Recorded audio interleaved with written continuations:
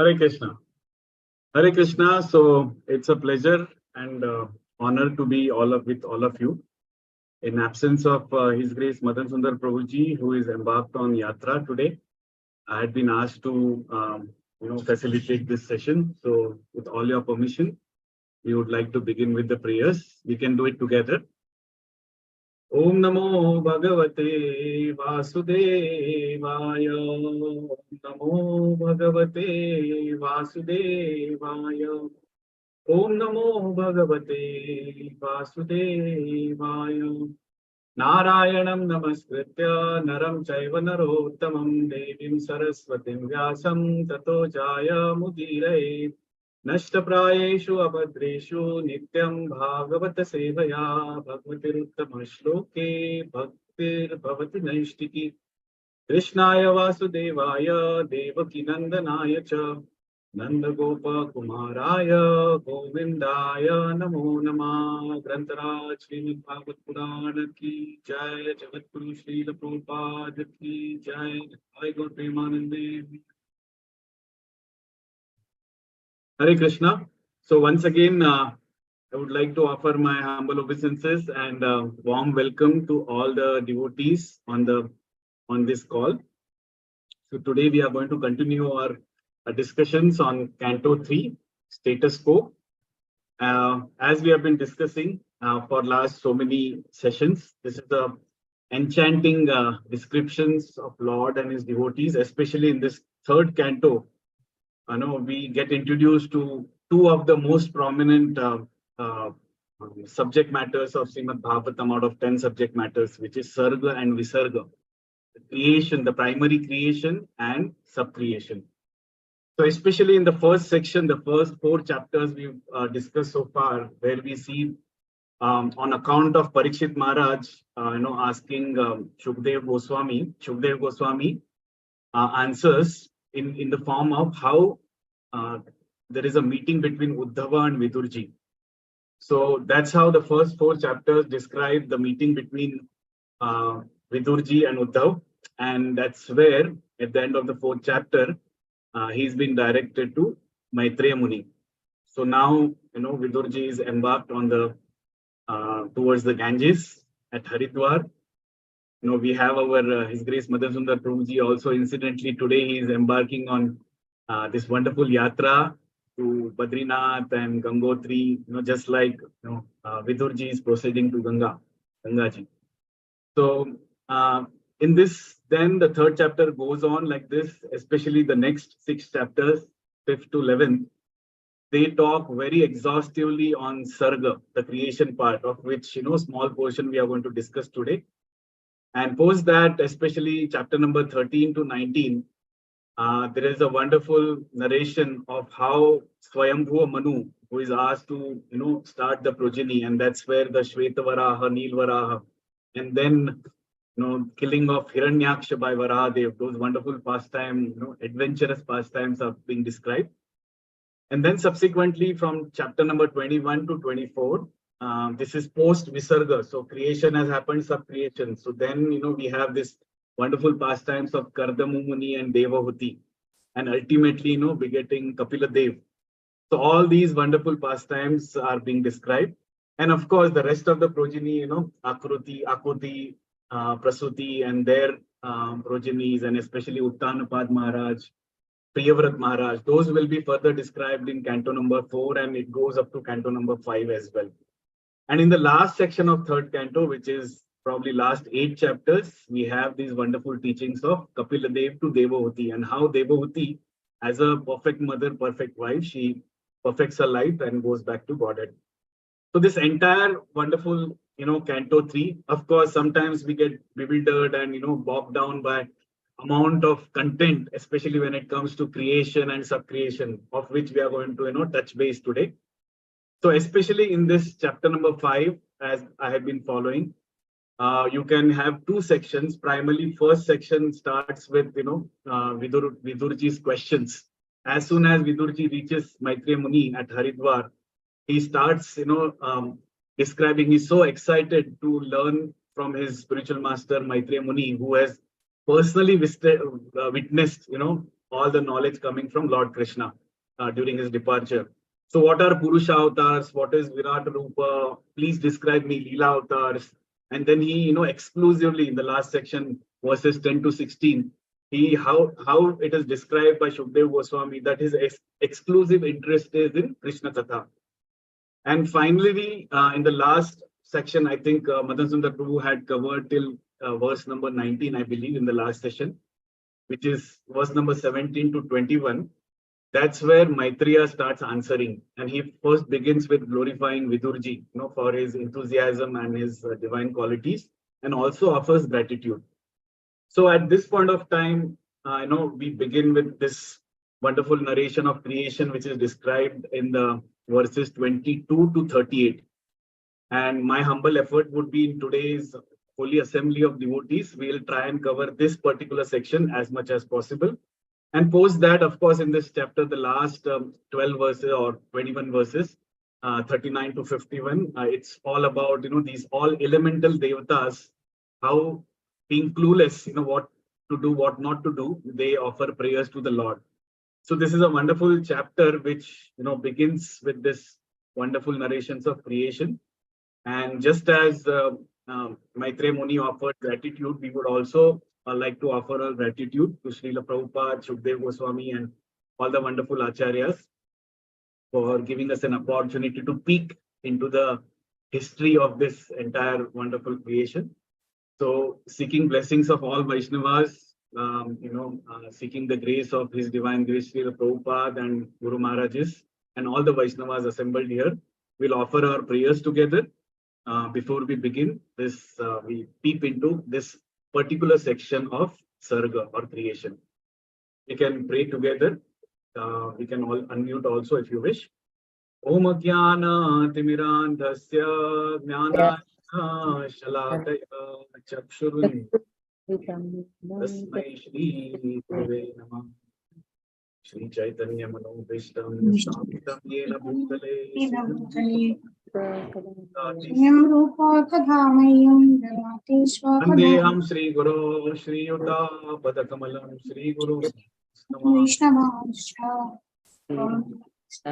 Samsagrajatam Sahagana Lalita Shri Vishakamitam Namahom Vishnu Padaya Krishna Pristhaya Swami Namine Saraswati Devi Gauravani Pracharini Vishesha Shanyavadi Paschatya Devi Tarini Jai Shri Krishna Chaitanya Prabhu Hare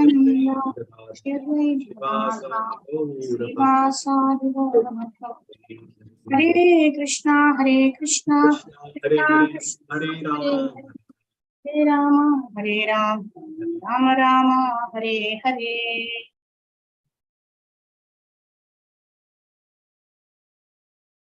Hare Krishna. So, as we were discussing this wonderful chapter number 5 of Canto number 3 of Srimad Bhagavatam, which is entitled as Vidura's Talk with Maitreya Vidura Samvad, and especially after having warm exchanges and passing on and exchanging enthusiasm with each other, with one spiritual master and his disciple taking roles, Maitreya Muni and Vidurji are now going to dwell deep upon how the whole creation has started.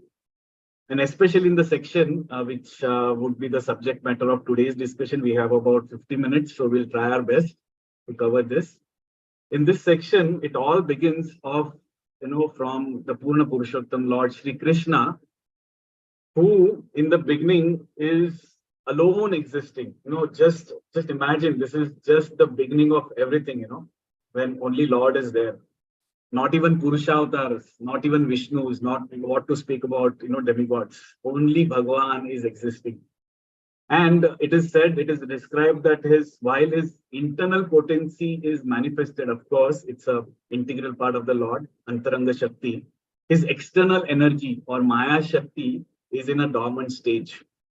And in the first verse itself, as it is described, just as a husband who in the absence of his wife feels, a devoid in his heart, Just like that, without Mahamaya or the manifestation of external energy, Lord is, enthused to induce life into this whole creation.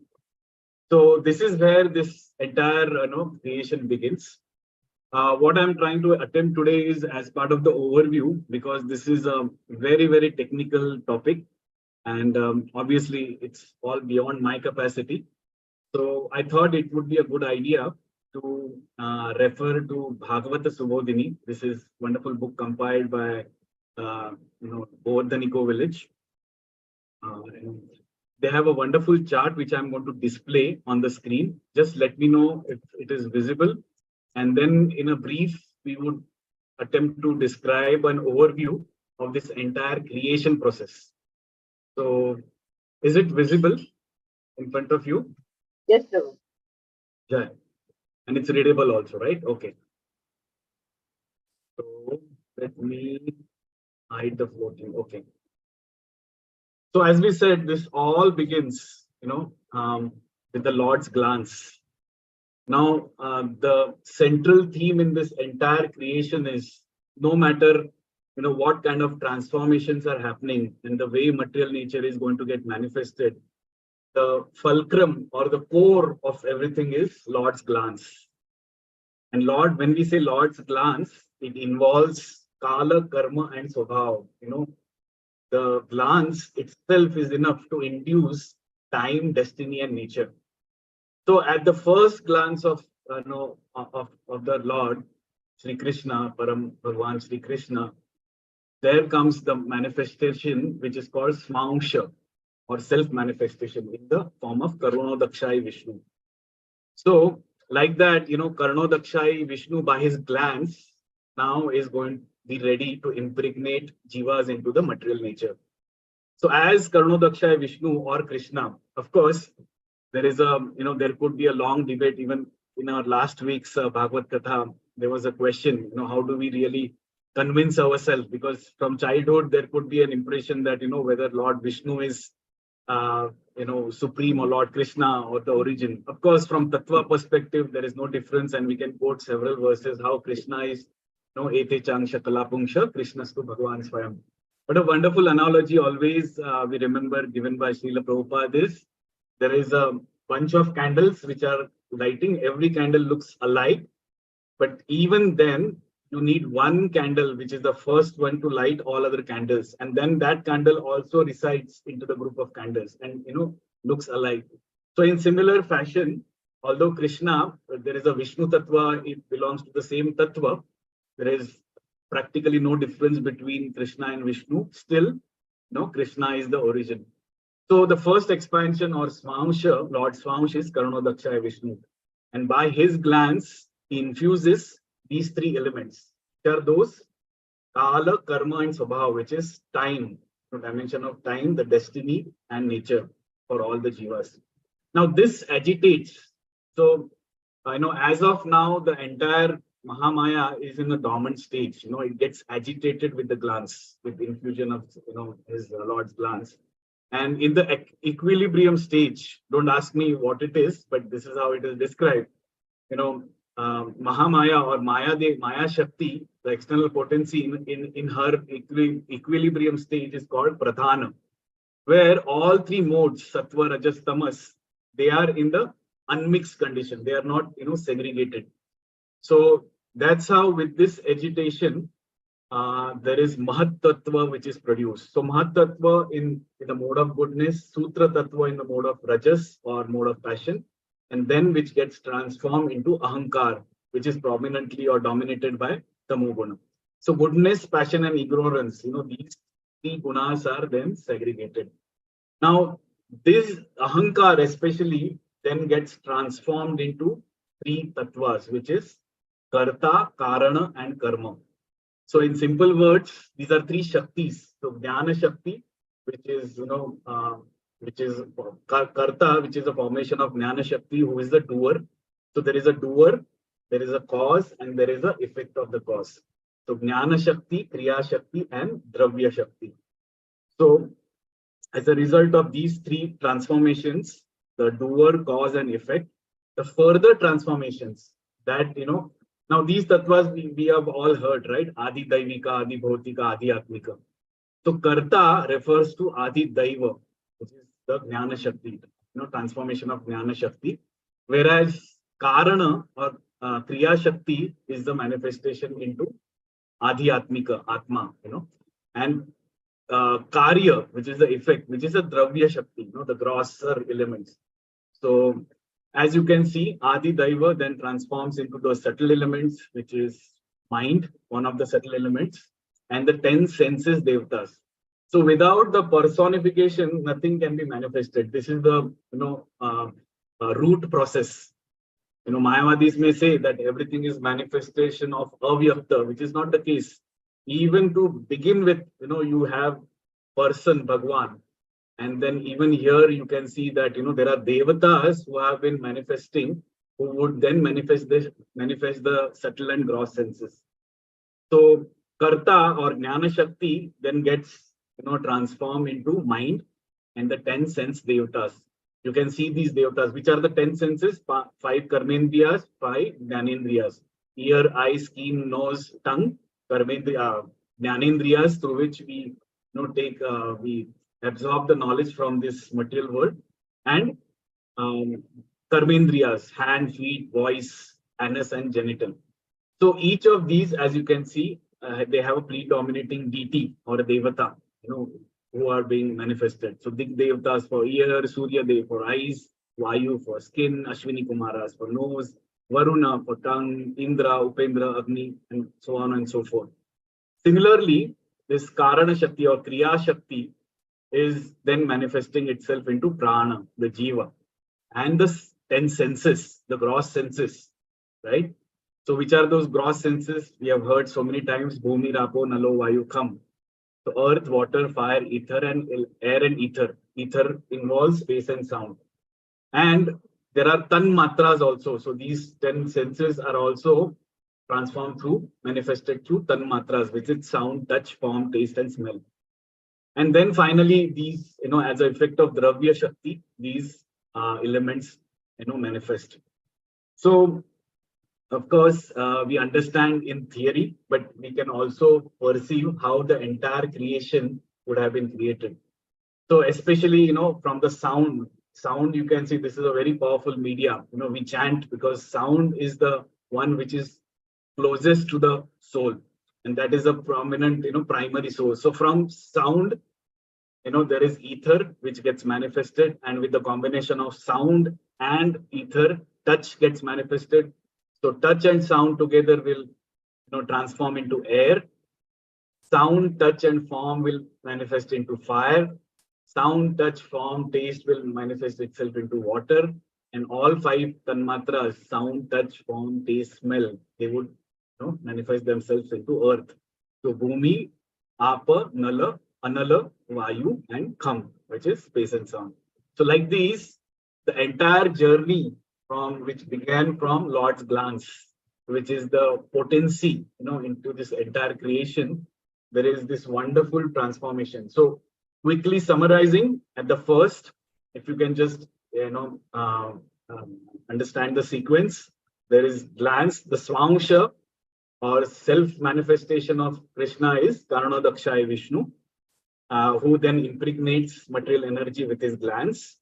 His glance is infused with 3 elements, which is time, destiny, and nature, which is Kala, Karma, and Swabhava into all jivas, which then agitates this entire Mahatvatva, which is called Pradhan, where all 3 modes are in mixed condition, which then further gets produced segregated into 3 gunas, which is Sattva, Rajas, Tamas, resulting into Mahatattva, Sutra Tattva, and Ahankar, which then transforms into doer, cause, and effect.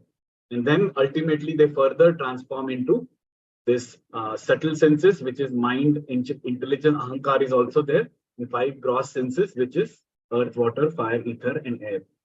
So story doesn't end here, because this is still, if we can perceive, these are all in the dormant stage. There is no life. Just like the analogy is given by His Grace Radheshyam Prabhu several times. You have a hand glove, right?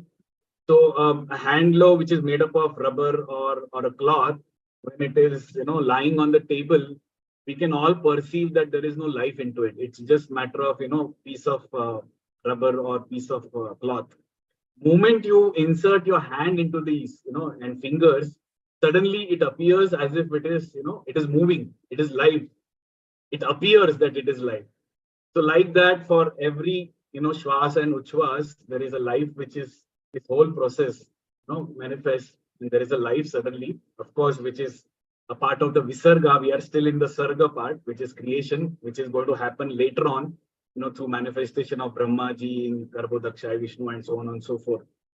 But as of now, all these devatas are clueless, because suddenly, just like Brahmaji in the latter part, these devatas are completely confused. They do not know where to look for, what to do, and why we are created. And then, of course, they, in the next section of this particular chapter, which are the last few verses, which is, I think, verse number 39 to 51, we'll see how these devatas will offer stutis, or they'll offer prayers to the Lord. Of course, that is, maybe considering the time on hand, we may not be able to cover that section today, but we'll try and cover that in the subsequent sessions.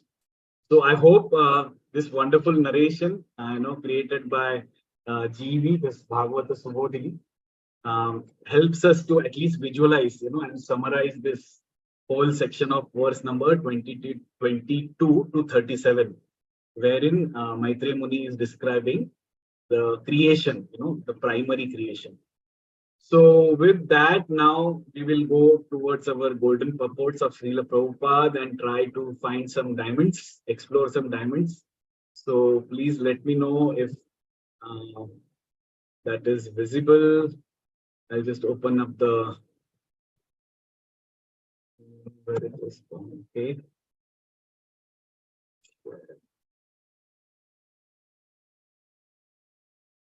Yeah, is Vedabase is visible? Yes, sir. on the Yeah, screen? yes, sir. Yes, Yeah, sir. We that's can. readable also. Yes, sir. You have verse number 3.5.22. So His Grace Madan Sundar Prabhu, as I understand, have covered till, I think, verse number 19 in the last session. There was a wonderful facilitation of shlokas till then. So now we'll go to this next section, wherein we have this creation being described. Atha te bhagava leela yoga mayor bruhitaha vishwastiti udbhavanartha varnayami anupuvashaha. Of course, we may not narrate all the shlokas in translation. I shall therefore describe to you the pastimes. Who is saying now? Maitreya Muni is telling to Vibhuti. I shall now therefore describe you the pastime by which the personality of Godhead extends his transcendental potency for creation, maintenance, and dissolution of the cosmic world as they occur one after another. So this is such a wonderful blessing, because so far in our lives, we have only been taught that we have come from monkeys. So when a devotee comes across, first time in Bhagavatam, he gets a shock of his life, and he understands that, oh, actually, Darwin's theory, which doesn't seem to be logical, because monkeys are also existing and humans are also existing. The only part which is missing is, the missing links. So, we always wonder what could be, the history, the real history of creation. And Srimad Bhagavatam presents, so technically, so scientifically, and step by step, the entire, it unravels the entire mystery of creation. So here in the purport, Srila Prabhupada begins with, the omnipotent Lord by his different energies can perform anything and everything he likes. He's Swarat, right? The creation of cosmic world is done by his Yoga Maya energy. So at this point of time, I would like to invite devotees on the group. I may not be able to see them, but you may want to unmute yourself one by one, and maybe we read few purports. We may not be able to cover all the shlokas in this section, which is verse number 23 to 37, but at least some of those we will definitely would like to cover. So anybody would like to begin with this verse number 23, translation and purport by His Divine Grace, Srila Prabhupada. Yeah. Yes, Nikhil Prabhu, you may go ahead, please. Hare Krishna Prabhu, Dandavat Pranam. Hare Krishna, Dandavats. Srila Prabhupada ki jai. The personality of Godhead, the master of all living entities, existed prior to the creation as one without a second. It is by his will only that creation is made possible, and again everything merges in him. This supreme self is symptomized by different names. Names. Yeah. So while we are reading the purport, you can make point that here Srila Prabhupada is revealing Lord's role as a husband, Adipati, and also as a loving father. So wonderful manifestation. Yeah, please go ahead, Prabhuji. The great sage here. The great sage here begins to explain the purpose of the four original verses of the Srimad Bhagavatam. Although they have no access to the Srimad Bhagavatam, the followers of the Mayavad impersonalist school sometimes screw out an imaginary explanation of the original four verses. But we must accept the actual explanation given here by Maitreya Muni because he, along with Uddhav, personally heard it directly from the Lord. The first line of the original four verses runs Aham evasam evagre. The word aham is This is misinterpreted Chatushloki by the Bhagavatam, right? Mayavad. Sorry. Yeah, go ahead, go ahead. This is first one of Chatushloki Bhagavatam. The word aham is misinterpreted by. Here, aham is explained as the supreme personality of Godhead. The word aham is misinterpreted by the Mayavad school into meanings which no one but the interpreter can understand. Here, aham is explained as the supreme personality of Godhead, not the individual living entities. Before the creation, there was only the personality of Godhead. There were no Purush incarnations and certainly no living entities, nor was there the material energy by which the manifested creation is affected. The Purush incarnations and all the different energies of the Supreme Lord were merged in him only. The personality of Godhead is described herein as the master of all other living entities. He is like the sun disk, and the living entities are like the molecules of the sun's rays. This existence of the Lord before the creation is confirmed by the Shrutis. Vasudeva va idam agra asit na Na brahma na Brahma, cha na cha shankara. Shankara, Eko Eko Vai Narayana Narayana Ashin, na asin na Brahma. brahma nishana. Because everything that be is an emanation from the personality of Godhead, he always exists alone without a second. He can so exist because he is all perfect and omnipotent. Everything other than him, including his plenary expansions, the Vishnu Tattvas, is his part and parcel. Before the creation, there were no Karna Karanodakshaya Vishnu. Vishnu or Garbhodakshai or Shirodakshai Shirodakshaya. Vishnus, nor was there Brahma or Shankar. The Vishnu plenary expansion and the living entities beginning from Brahma are separated parts and parcels. Although the spiritual existence was there with the Lord, the material existence was dormant in him. Government. By his will only is the material manifestation done and undone. The diversity of the Vaikunt Lok is one with the Lord, just as the diversity of soldiers is one with and the same as the king. As explained in Bhagavad Gita 9.7, the material creation takes place at intervals by the will of the Lord and in the periods between dissolution and creation. The living entities and the material energy remain dormant in him. Hare Krishna. Wonderful, wonderful. I don't know whether we can open this and try. Sarva Bhutani Kaunteyam. Just let me know if it is visible. Is it visible?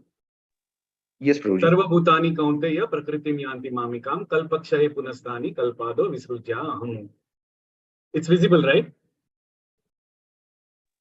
Yes, The Prabhuji, it's visible. Bhagavad Gita Shlok. Oh, wonderful. So, yeah, that's a wonderful facility. So, O son of Kunti, at the end of millennium, all material manifestations enter into my nature.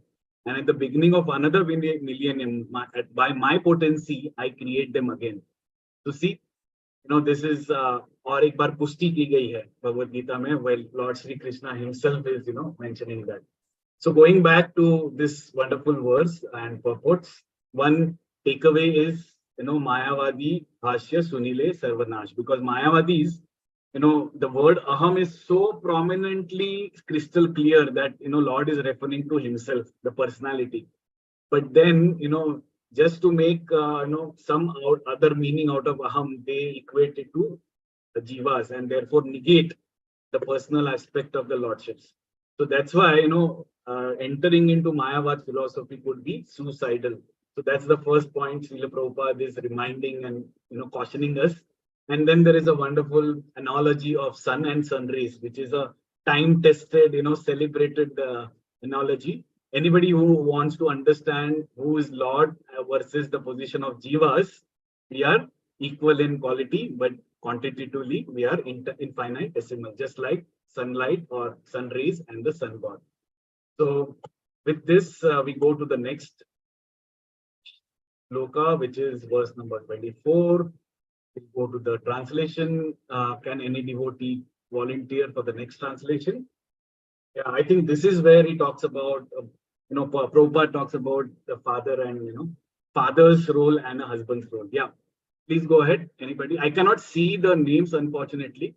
So you can just, go by, or you may want to raise hand. I don't know how it works. Hare Krishna Prabhu, can I read the Yeah, translation? please go ahead. Medhavani Mataji, Dandavat. Yes. Hare Krishna, Dandavat Pranam Prabhu. The translation by Srila Prabhupada ki jai. The Lord, the undisputed proprietor of everything, was the only seer. The cosmic manifestation was not present at that time, and thus he felt imperfect without his plenary and separated parts and parcels. The material energy was dormant, whereas the internal potency was manifested. Wonderful. Yes, Mataji, please go ahead. Purport by Srila Prabhupada ki jai. The Lord is the supreme seer because only by his glance did the material energy become active for cosmic manifestation. At that time, the seer was there, but the external energy over which the glance of the Lord is cast was not present. He felt somewhat insufficient, like a husband feeling lonely in the absence of his wife.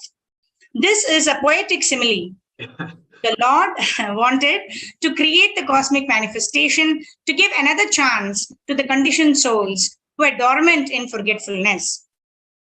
The cosmic manifestation gives the conditioned souls a chance to go back home, back to Godhead, and that is its main purpose. The Lord is so kind that in the absence of such a manifestation, he feels something wanting, and thus the creation takes place. Although the creation of the internal potency was manifested, the other potency appeared to be sleeping, and the Lord wanted to awaken her to activity just as a husband wants to awaken his wife from the sleeping state for enjoyment. It is the compassion of the Lord for the sleeping energy that he wants to see her awaken for enjoyment like the other wives who are awake.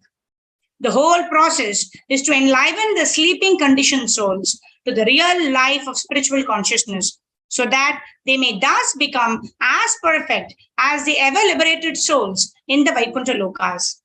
Since the Lord is Satchit Ananda Vigraha, he likes every part and parcel of his different potencies to take part in the blissful rasa, because participation with the Lord in his eternal Rasa Leela is the highest living condition, perfect in spiritual bliss and eternal knowledge. Thank you, Prabhu. Dandavat Pranam. Wonderful. See, how merciful is the Lord. I mean, we need not misunderstand that in absence of this whole creation, Lord would be feeling, separation, or he's feeling unsatisfied. No, not at all. He's completely self-satisfied. He, along with his internal energy, is sufficient to go on forever. But out of compassion, when Lord sees that there is an element of reciprocation through which these living entities can reciprocate with me, and with that reciprocation, they can also have, take part in this blissful exchange of rasas. And that's when Lord decides, let me glance. And that's how the whole creation begins, Of course, on a, as Prabhupada wonderfully writes, poetic simile. So, analogy. So we can, why these similes are given? Because we Jivas, we want to bring everything to our platform. So we know that as Grahastas, married couple, the most joyous moment is when, husband, wife come together and they exchange loving exchanges. And that's how the loving reciprocation in this world, at least on the worldly platform, carries on. On similar way, if we understand that, probably we could understand the reason why Lord this also. That's why this simile is given. But the purport of Srila Prabhupada is, this is Lord's unlimited mercy. And out of compassion, Lord is making the sleeping energy, dormant energy suddenly brought to life. And then this whole creation begins. Yeah. So let's go ahead. So we can read the translation. The Lord is the seer, and the external energy which is seen works as both cause and effect in the cosmic manifestation. So this external energy, when Lord is lancing, both cause and effect are manifested. Oh fortunate Vidura, this external energy is known as Maya or illusion, or in better terms we can say Mahamaya. And through her agency only, this entire material manifestation is made possible. There's a short purport, we can go ahead. In verse number 26, anybody would like to volunteer, please? Any next volunteer? Verse number 26. Prabhuji, I can read. Hare Krishna. Yes. Dandavat Pranam Prabhu. Dandavat Shri Prabhupada ki jai. Purport from Shri Prabhupada. The offspring of any You being... can read with, start with translation. Translation. Okay.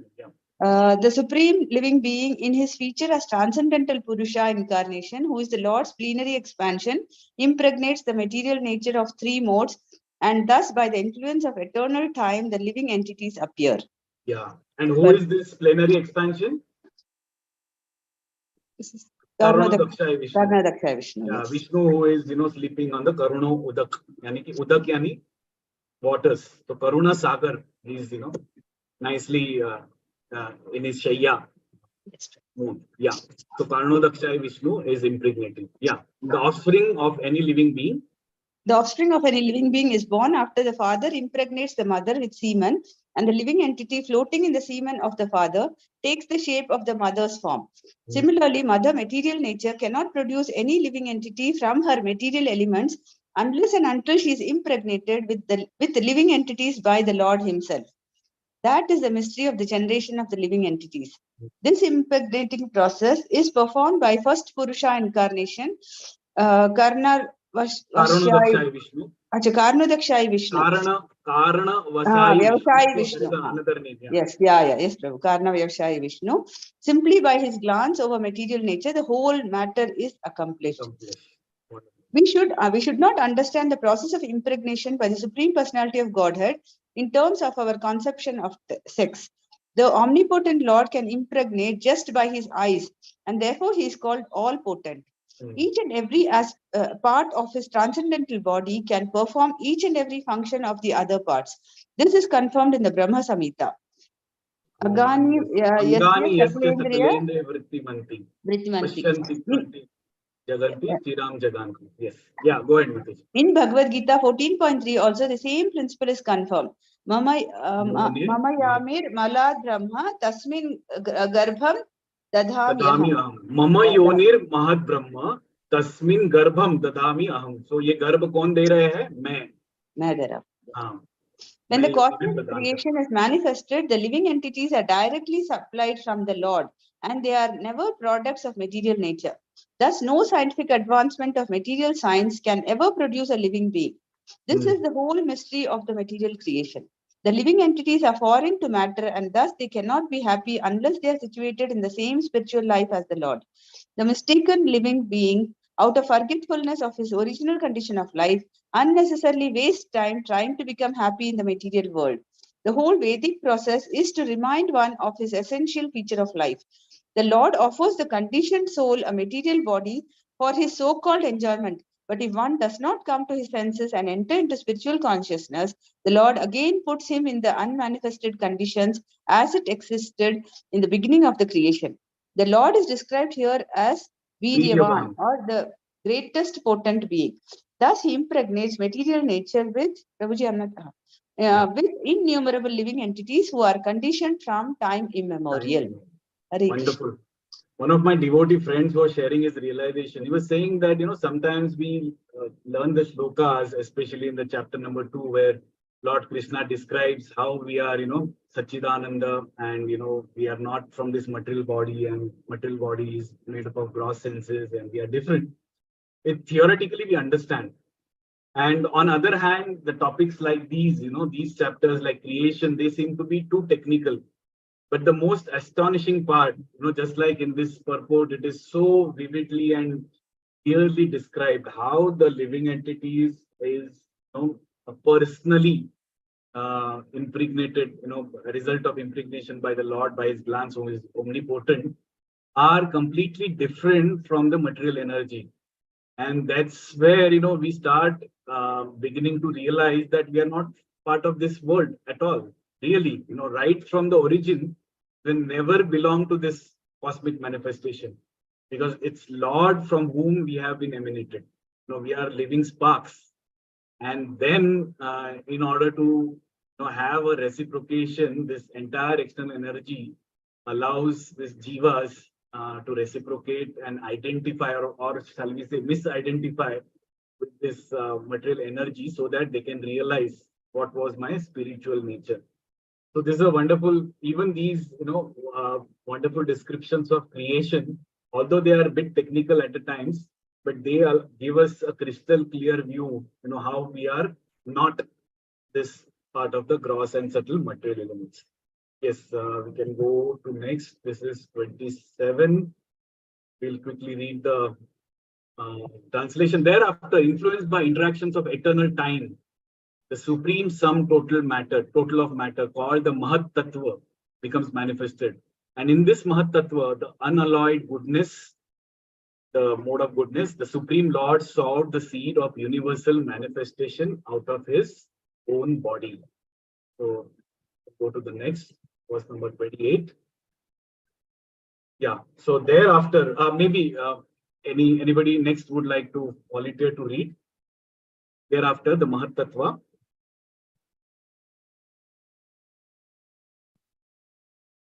I can continue, Prabhuji. Yes, Mataji, go ahead. Translation. Thereafter, the Mahat Tattva differentiated itself into many different forms as the reservoir of the would-be entities. The Mahat Tattva is chiefly in the mode of ignorance, but it generates the false ego. It is a plenary expansion of the personality of Godhead with full consciousness of creative principles and time for fructification. Yeah, this becomes a little more relevant for us because, we are now closer to a reality, which is false ego, ahankar, because of which we have misidentified. So, yeah, this is a very important purport. Yeah, go ahead, Mataji. The Mahat Tattva is. Yeah, purport by Srila Prabhupada. The Mahat Tattva and the medium between pure spirit and material existence. The Mahat Tattva is the medium between pure spirit and material existence. Right. It is the junction of matter and spirit, wherefrom the false ego of the living entity is generated. All living entities are differentiated parts and parcels of the personality of Godhead. Under the pressure of false ego, the conditioned souls, although part and parcel of the Supreme Personality of Godhead, claim to be the enjoyers of material nature. This false ego is the binding force of material existence. The Lord again and again gives a chance to the bewildered conditioned souls to get free from this false ego, and that is why the material creation takes place at intervals. He gives the conditioned souls all facilities for rectifying the activities of the false ego, but he does not interfere with their small independence as part and parcels of the Lord. See how loving and compassionate nature of the Father, Krishna as Father. On one hand, he is allowing us to again manifest and demanifest, probably, may take trillion years for Vishnu, for our trillion years, 300 trillion years. But every time there is a dissolution and new creation, we get a fresh opportunity. But the problem is this binding force. What is a binding force? Many times, we might get boggled, because if we are a spiritual spark and we are not part of this material world, which is made up of gross and subtle elements, why at all, we are so attached? And Prabhupada gives us a very powerful statement here. The binding force is false ego. And what is false ego? Ahankar. Of course, there are several manifestations of ahankar, but the biggest manifestation is misidentification with this material body. Thinking that, when we look at ourselves into mirror, we think, yeah, I am this, I am he, I am she, and all these upadhis, the designations, right from the time when we are born out of the womb of mother, these designations are given, a loving child, upcoming student, wonderful intelligent student, or a successful businessman, or a chaste wife, and father, mother, all these roles are given. And then we also, on top of it, we attach so many, temporary belongings, thinking that, I own them. But at the end of the day, we understand that if we can, at least from a theoretical perspective, we understand that, this is binding us, and we need to, separate that. We have to break that binding force. then we would have that, opportunity to go back to Godhead. But Lord, out of his compassion, still does not force us. Although he provides all the opportunity, but then there is a small free will given to human life, especially in the human bodies. And using that human small, free will, Lord is expecting, not only expecting, is desperate that living entity uses that independence to actually start inquire about spirituality, and then thus pave a way for his back to Godhead. So yeah, we'll go to the next. I think we are running out of time, so we'll go a little fast. Mahatattva, or the great causal truth, transforms into false ego, which we discussed earlier, which is manifested in three phases: cause, effect, and the doer, right? Karta, Karana, and effect, right? All such activities are on the mental plane and are based on the material elements, gross senses, and mental speculation. The false ego is represented in three modes: goodness, passion, and ignorance. So this is how the gunas, they are manifested. So verse number 30. The false ego is transformed into mind by interaction with this mode of goodness. So now the most subtlest of the grosser elements is false ego. From there, little less subtle or little more gross is mind, which is getting transformed into by the modes of goodness. All the demigods who control the phenomenal world are products of the same principle, namely the interaction of false ego and the mode of goodness. So this is the time when, these devatas, or, devatas who are predominating each of these senses, so they are also, brought into existence. So false ego interacting in different modes of material nature is the source of all materials in this phenomenal world, the Dravya Shakti we spoke about. And then verse number 31, maybe we can take a pause here. It's a good long purport. The senses, can somebody be ready to read purport while I read the translation? The senses are certainly products of mode of passion in false ego, and therefore philosophical speculative knowledge and fruitive activities are predominantly products of mode of passion. So we know why now Prabhupada is going to give a long purport, right? Speculative knowledge. Yes, anybody's ready with the purport reading? Yes, Prabhu. Can I read? Yeah, please go ahead, Madhu. The chief function of the false ego is godlessness. When a person forgets his constitutional position as an eternally subordinate part and parcel of the Supreme Personality of Godhead and wants to be happy independently, he functions mainly in two ways. He first attempts to act fruitively for personal gain or sense gratification, and after attempting such fruitive activities for a considerable time, when he is frustrated, he becomes a philosophical speculator and thinks himself to be on the same level as God. This false idea of becoming one with the Lord is a last snare of illusory energy, which traps a living entity into the bondage of forgetfulness under the spell of false ego.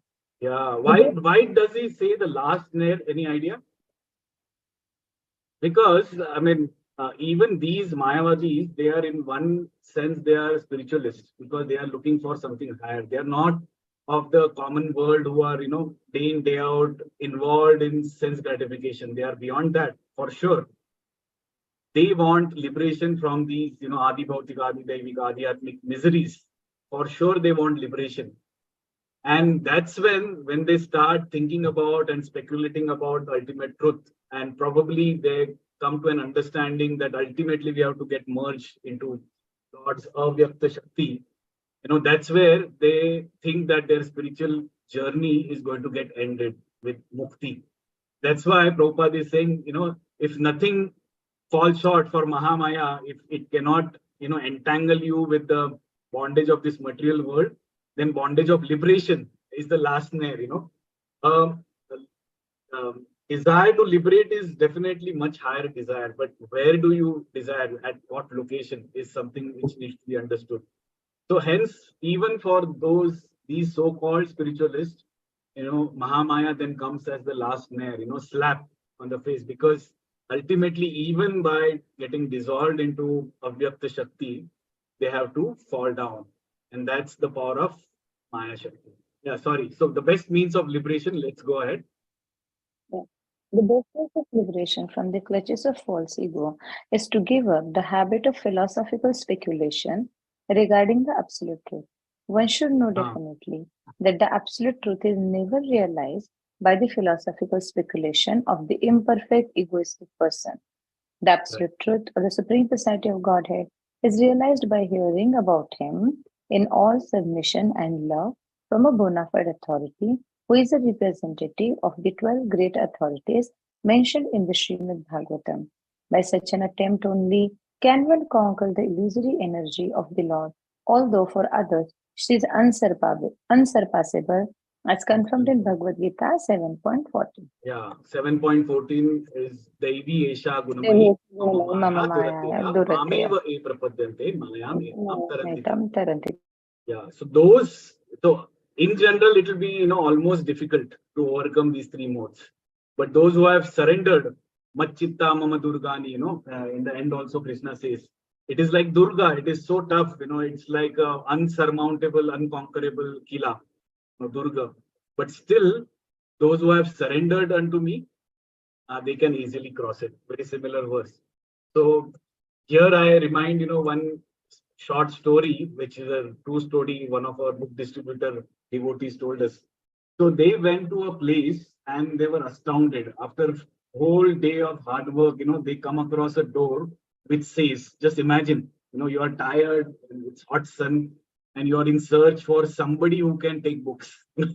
And suddenly you look at a door which says, the door, party, it says so and so name, and it says PhD in Rupa Goswami Shata Sandarbha. Sometimes people put their designations, right? Doctorate and things like that. And the devotees got shock of their life. Wow. This is the epitome of my book distribution. Probably Krishna wants to gift me with my sincerity. I'm going to meet a Mahajan, who has not only studied Rupa Goswami's teachings, but he has made a doctorate, in Rupa Goswami's, Goswami's Shata Sandarbhas. So exotic, esoteric Vaishnava literature. And then with a lot of anticipation, they knock the door and a person comes, chakar, the servant comes and he says, yeah, okay, my master is inside. He'll give you, shortly he will come and meet with you. Why don't you sit here? And the devotee was saying, when we entered in his house, we were kind of looking forward to a temple-like house, maybe we'll have darshan of their lordships and a wonderful spiritual environment, but nothing of that sort. A lot of books, library, big library and big table and chairs. It seemed like a library environment. Nevertheless, they waited for this devotee, and to their shock, this person, with coat, suit and tie and shoes, and he comes with a cigar in his hand. And he comes and sits in the armchair and he says, so my dear friends, what is that I can serve you? Now tell me, which section of Shata Sandarbha you want me to describe to you? You seem to be a devotee of Lord Krishna, right? So, and then of course, devotees understand, this is exactly what Srila Prabhupada says as armchair speculators. Sometimes if we learn too much of philosophy, we may be Sanskrit scholars, we by heart the shlokas, we know word to word meanings, everything in Sanskrit, and we just churn the seem to be churned the knowledge of spirituality, but there is nothing spiritual. It becomes only a ritual because there is no surrender unto a Lord or his pure devotee. And that's why Srila Prabhupada here again emphasizes it can be only realized, absolute truth, hearing about him in all submission and love from a bona fide authority who is the representative of 12 Mahajanas in Bhagavatam. So we should have somebody coming in Parambara who's a bona fide authority, which means he himself is Acharya, is following, and then you are completely submissive. And with love and submission, only then you can attain this ultimate truth. Yeah, so I think we are almost in the fag end. We have 4 or 5 minutes left out. So we could go quickly to the next verses. The sky is a product of sound, and sound is a transformation of egoistic ignorance. In other words, the sky is symbolic representation of the Supreme Soul. So this is, the transformation is still going on. Verse number 33. Thereafter, the personality of Godhead glance over the sky, partially mixed with eternal time and external energy. and thus developed a touch sensation from which the air in the sky was produced. So now all these tanmatras are transforming into senses, matras. So we go next. Kindly quickly go through. I think some of the shlokas even don't have purport. Thereafter, the extremely powerful air interacting with sky generated the form of sense perception, and the perception of form transformed into electricity, the light to see the world. So here, very astoundingly, Prabhupada is translating the word, even in the next word, next verse, he's translating Jyoti as electricity, as if, he's already seeing the future. So we know how electricity is closely connected with light and heat energy. So wonderfully, Prabhupada has that knack to connect with the audience, so that we can connect with the essence of the scripture. So, and then in 35th verse, when electricity was surcharged in the air and was glanced by the Supreme, see, every time you need a glance of the Supreme, otherwise nothing is going to move. At that time, by a mixture of eternal time, external energy, there occurred the creation of water and air. Then ultimately we come at verse number 36.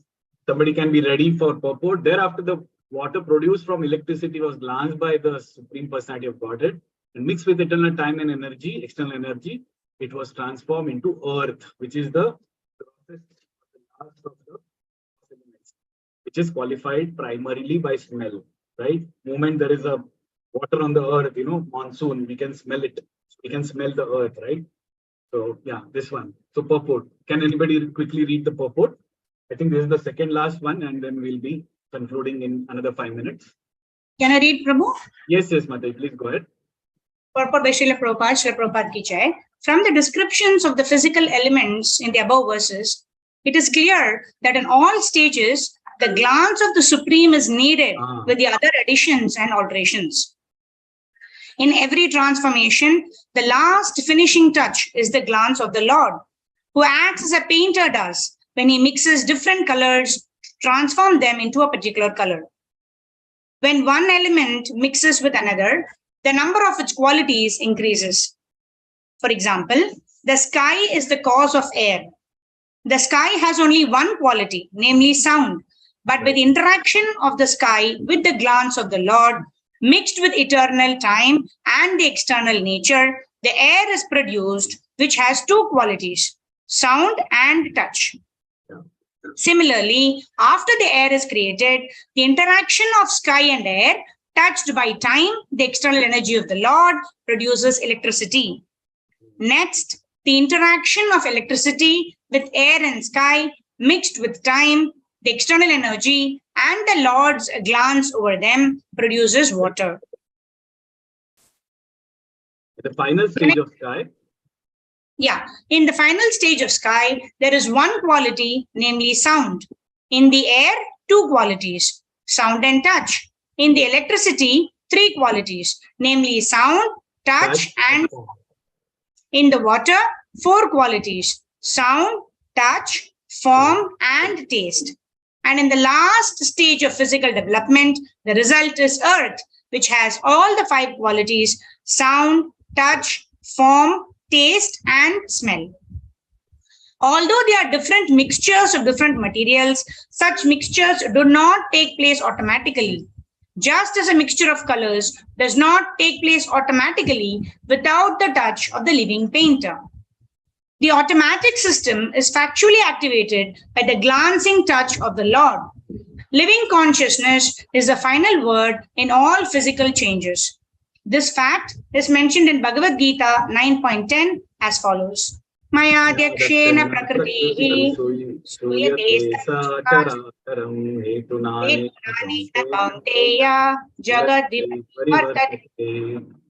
The conclusion is that the physical elements may work very wonderfully to the layman's eyes, but their workings actually take place under the supervision of the Lord. Those who can mark only the changes of the physical elements and cannot perceive the hidden hands of the Lord behind them are certainly less intelligent persons, although they may be advertised as great material scientists. Thank you, Prabhu. Wonderful. So this is one of those golden purports where Prabhupada has completely, step by step kind of elaborated how the whole creation Anybody wants to know the creation, this is the purport. And for those who, I mean, of course, many of us were believing in Big Bang theory, how everything got exploded at one point of time and then creation came into place. It's like, as they say, you keep all the ingredients of making a roti. You put water, you put, the gas, and whatever ingredients required for roti in a room and make a big explosion. And you expect an outcome that a roti, a ready-made, pulao or roti comes out of this explosion. It's like saying that, the theory which is procrastinated by the material scientist. Whereas here we see a step-by-step approach, how wonderfully and scientifically, it's explained how the creation is into being. And at the end of the day, Prabhupada keeps reminding us the core of everything, the cause is Lord's glance, which is infused with time, kala, destiny, karma, and nature, which is swabhava. So the Lord's glance is the ultimate cause. And then in verse number 37, O gentlemen, all physical elements, beginning from sky down to the earth, all the inferior and superior qualities are due to only the final touch of the glance of Supreme Personality of Godhead. He again reiterates that. So here we come at the last of this section, shloka, today's shloka. So somebody can be ready with the purport reading while I read the translation. The controlling deities of all the above mentioned physical elements are empowered expansions of Lord Vishnu. They are embodied by eternal time under the external energy, and they are his part and parcels. Because they are interested with different functions of universal duties and were unable to perform them, they offered fascinating prayers to the Lord as follows. So it's a prelude to the next section. As we said, all these devatas, Indra, Chandra, Agni, Mitra, Prajapatis, Vayu, Surya, all these predominating deities of these senses, they were completely clueless and they were unable to perform any of these universal duties. And that's where they, completely surrendered to the Lord. Yeah, we can read the purport, please. Somebody can read the conception of. I can read. Hare Krishna. Yes, please. Go ahead. Yes, Prabhuji. The conception of various controlling demigods who inhabit the higher planetary systems for the management of universal affairs is not imaginary as proposed by persons with a poor fund of knowledge. The demigods are empaneled parts and parcels. Demigods are expanded parts and parcel. Yeah, sorry. The demigods are expanded parts and parcel of the Supreme Lord Vishnu, and they are embodied by time, external energy, and partial consciousness of the Supreme. Human beings, animal, birds, etc. are also parts and parcels of the Lord and have different material bodies. But they are not the controlling deities of material affairs. They are rather controlled by such demigods. Such control is not superfluous. It is necessary as the controlling departments in the affairs of a modern state. The demigod should not be dispensed by the control living beings. They are all great devotees of Lord, entrusted to execute certain functions of universal affairs. One may be angry with Yamaraja for his thankless task of punishing sinful souls, but Yamaraja is one of the authorized devotees of the Lord, and so are the other demigods. A devotee of the Lord is never controlled by such deputed demigods who function as assistants of the Lord, but he shows them all respects on account of the responsible positions to which they have been appointed by the Lord. Yeah, to which they have been appointed by the Lord, and so are all the other demigods. And devotee of the Lord is never controlled by such demigods who function as assistants of the Lord, but he shows them all respects on account of the responsible position to which they have been appointed by the Lord. At the same time, a devotee of the Lord does not foolishly mistake them to be the Supreme Lord. Only foolish persons accept demigods on being on the same level as Vishnu. Actually, they are all appointed by Vishnu. Anyone who places the Lord and the demigods on the same level is called Pashandi or atheist. The demigods are worshipped by persons who are more or less adherents of the processes of jnana yoga and karma. That is the impersonalists, meditators, and fruitive workers. The devotees, however, worship only the Supreme Lord Vishnu. This worship is not for any material benefit as desired by all the materialists, even up to the salvationists, mystics, and fruitive workers. Devotees worship the Supreme Lord to attain the unalloyed devotion of the Lord. The Lord, however, is not worshipped by others who have no program or for attaining love of God, which is the essential aim of human life.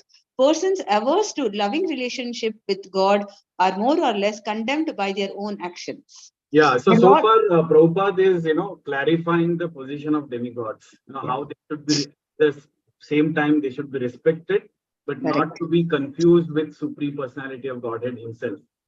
So we deal with demigods in the same way. They are powerful deputies of the Lord, and we respect them for what they have been doing, wonderful service, and at the same time our heart goes for the Supreme Personality of Lord. And because there is so much empowerment to these demigods, one might think that Lord may be not so equivocal, or he may not be kind of a neutral personality. And that's why then the next section, which is the last paragraph, Prabhupada is now giving a wonderful analysis how Lord in himself is completely neutral and he is equal to every living entity. So with this, we will conclude this. Yes, Mataji, please go ahead. Yes, The Lord yes. is equal. The Lord is equal to every living entity, just like the flowing Ganges. The Ganges water is meant for the purifications of everyone. Yet the trees on the banks of Ganges have different values. A mango tree on the bank of Ganges drinks the water, and the Nimba tree also drinks the same water. But the fruits of both the trees are different. One is celestially sweet, and the other one is hellishly bitter. The condemned bitterness of the Nimba is due to its own past work, just as the sweetness of the mango is also due to its own karma. The Lord says in Bhagavad Gita 16.19, Tam aham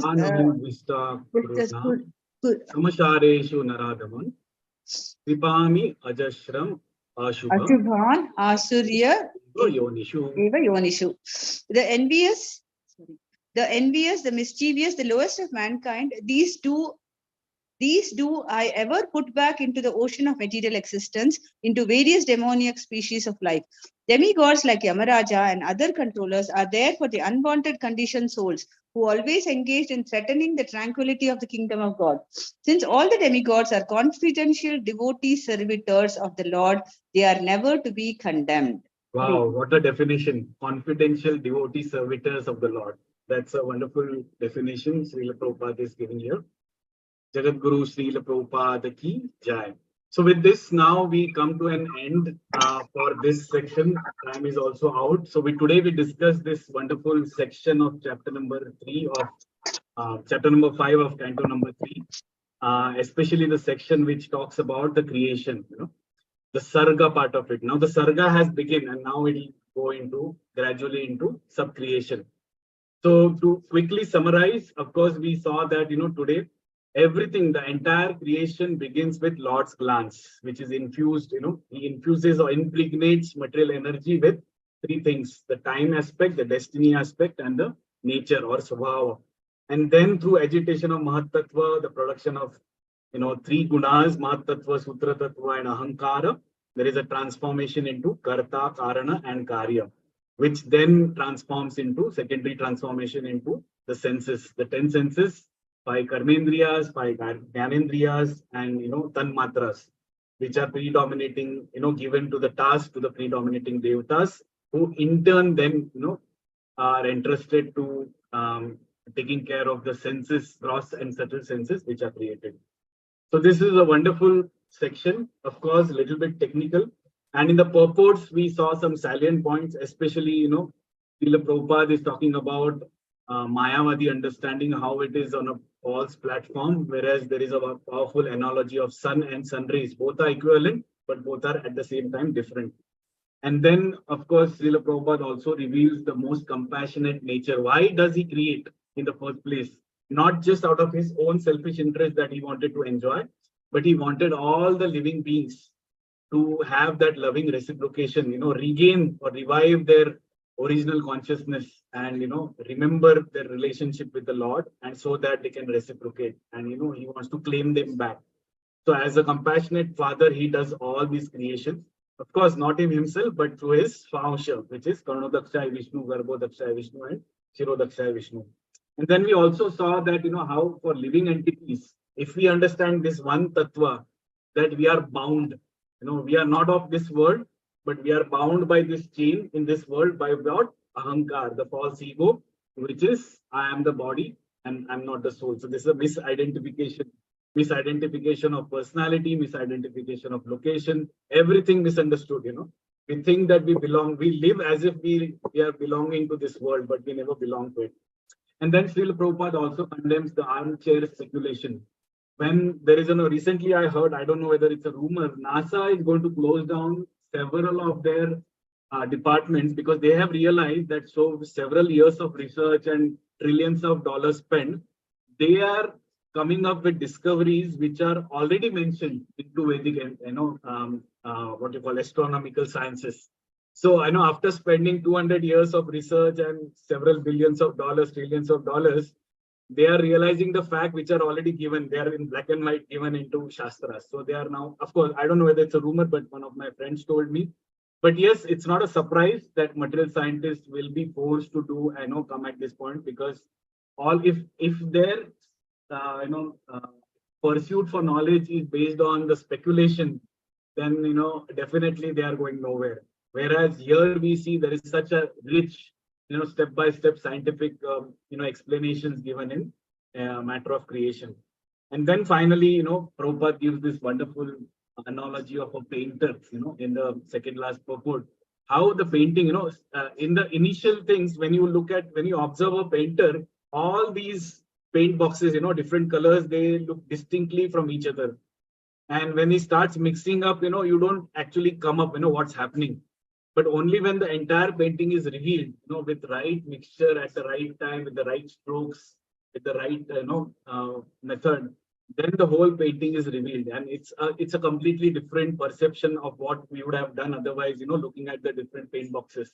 And that's how the Lord's creation is so enchanting, and we just understand and get, completely impressed with it and, bathe in the glory of this wonderful narrations. And finally, of course, Srila Prabhupada is giving prelude to the next section, where these Dik Devtas or Devtas, by clarifying their position, they are going to now, offer their prayers in the next, I think 39, verse number 39 to 51. I think it's the last is 51 or 55. Yeah, 51. They are going to, offer these prayers. And if we get an opportunity, so I'm very sorry today I have to bear with me. Today we didn't had the great fortune of having His Grace Madan Sundar Prabhu, who wonderfully facilitates the whole discussion. So I was forced last moment to barge in. So please sorry for any inconvenience, and I'm sure all the wonderful Vaishnavas will forgive for my ignorant realization. So thank you so much. Hare Krishna, Dandot Pranam. I think we are slightly moving away for time. Very sorry for that. And even I have to move out because my office meetings are starting at 9:15. So Thank you, take your leave. Thank you so much. Thank you, Prabhu. It was wonderful. Thank you, Prabhu. Thank Thank you, you. Hare Krishna. Wonderful. Wonderful class, Prabhu, as always. Thank you. Hare Dandavad Krishna. Pranam. Thank you, Hare Prabhu. Krishna. Dandavad Pranam. Look forward to hear many more. Hare Krishna. Dandavad. Hare Krishna. Jagat Guru Srila Prabhupada ki jai. Jai. Kalpataru Vesya Kripa Sindhu Vacha Patitanam Vaishnav Vrinda ki jai. Granthra Srimad Bhagavat Purana ki jai. Jai. Prabhupada ki jai. Nitai Gaur Prema. Hare Hare. Thank you so much, Prabhu. Very, very wonderful session.